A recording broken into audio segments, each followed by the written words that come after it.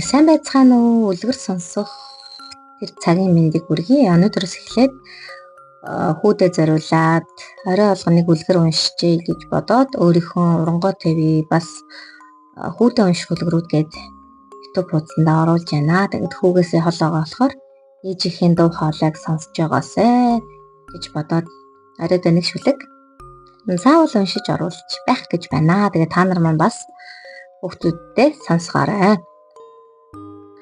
7 бор өндөгтэй доглон шаазгайн үлгэр. Монгол ардын үлгэр. Эртээ урдын цагт нэгэн 7 бор өндөгтэй доглон шаазгай амьдардаг байжээ. Гэтэл нэг өдөр үнэг хурч ирээд 7 өндөгнөөсөө нэгийг нөгөөч би эдий гэжээ. Тэгэхэд нь шаазгай би өндөгнөөсөө өгөхгүй гэж гин. Чамайг өндөгнөөсөө өгөхгүй бол алсын газраас тоос татуулж ирээд алтан улаасыг чинь хуг мөргөн гэж үнэг хэлж гин.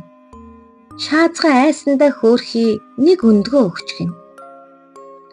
Ингэтэл нөгөө үнэг өдөр бүр шуналтан хурч ирээд нөгөө амар үгээ хэлж шаазгайг сүрдүүлсээр байгаад 6 өндгийг нь аваад идчихэж.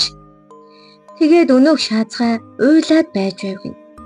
Гэтэл нэг өхөөрдөн могтон гарч ирээд шаазгайгаа та юуд ингэж уйлж суугаа вэ гэж асууж гин. Шаазгай би уул нь 7 бор өндөгтэй байсан юмсан. Гэтэл нэг үнэг хурч ирээд чи өндөгнөөсөө өгөхгүй бол би алсын газраас тоос татуулж ирээд алтан улаасыг чинь хуг мөргөн гэж хэлээд 6-аг нь аваад явчихсан. Одоо ганцхан өндгөл үлдлээ гэж зовлонгоо тоочч гинэ. Огт нь харин толгой дотроо ухаантай бодол сэтгээд шаазгайд үг зааж өгөв. За та одоо үнгийг ирэхээр нь өндөгнөөсөө би чамд өгөхгүй гэж хэлээрэй. Ингэж хэлэхэд үнэг урдын хилдэг ёсороо алсын газраас тоос татуулж ирээд алтан улаасыг чинь хуг мөргөндөө гэж хэлэх байх. Ингэхээр нь та хариул. Алтан улаасыг минь мөргөдөг ивэр чинь хаана байна? Алсын газраас тоос татуулдаг туурай чинь хаана байна гэж асуугаарай. Ингэж хэлэхэд чамд энэ үгийг хэн зааж өгсөн юм бэ гэж асуух байх. Тэгэхэд нь би өөрөө бодож олсон юм аа гэж хэлээрэй. Гэж огт нь үгээ зааж өгөөд явчихж гин. Гэтэл өнөөх үнэг ирээд шаазгайд надад үлдсэн ганц өндгөө өг гэсэнд шаазгай өгөхгүй гэлээ.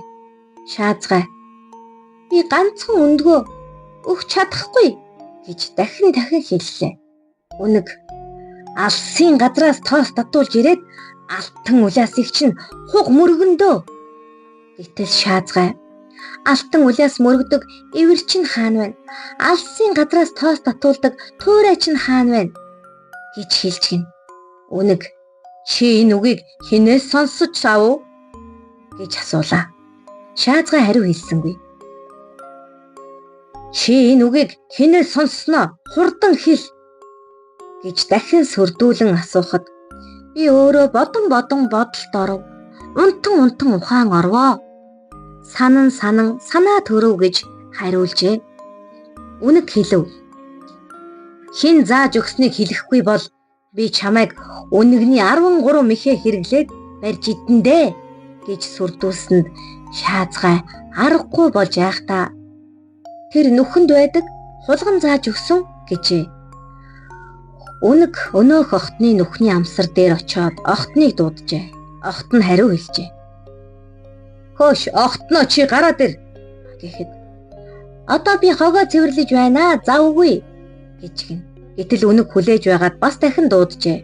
Хөөш охтноо чи гараад ирээч. Би толио арчиж байна гэж гин. Үнэг хүлээж байгаад бас дахиад л дуудлаа. Тэгэхэд нь охт нь толгоогоо цохуулгаж гин.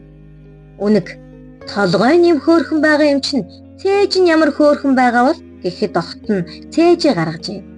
Гэтэл үнэг цээж нь юм хөөрхөн байгаа юм чинь хөл нь ямар хөөрхөн юм бол гэсэнд охт нь хөлөө гаргаж гин. Үнэг хөл нь юм хөөрхөн байгаа юм чинь сүүл нь бүр ямар хөөрхөн байгаа болоо гэсэнд охт нь сүүлээ гаргажээ. Үнэг ийм хөөрхөн биетэй юм чинь Хадан дээгүүр бүг гүүх нь яасан хөөрхөн болоо гэсэн огт нь бүг гүүх гэтэл үнэг өмхөөд авчээ. Огт нь ингэж хэлж гинэ. Чи өмөр гэж идвэл өмхий байдгийм да. Ангар гэж идвэл айгүй гоё амттай байдгийм штэ гэж хэлсэнд үнэг огтны хэлсэн ёсоор ангар гэж идэхтэл хулгана амнаас нь үсрээд зүхтаж гинэ.